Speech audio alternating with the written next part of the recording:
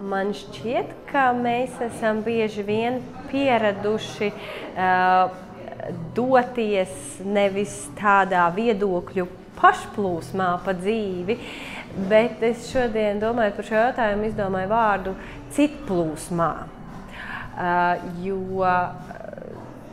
man šķiet, ka vidējais, varbūt Delfu komentētājs, viņš nevis pauž savu viedokli par notikumiem valstī, bet viņš pauž tādu masas, varbūt pat dažreiz izdomātu viedokli par lietām,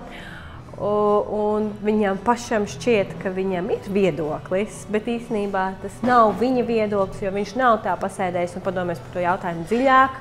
viņš nav izpratis to jautājumu, viņš nav varbūt nonācis tādā argumentētā diskusijā pats ar sevi, un, protams, vieglāk vienmēr ir piekrist masai.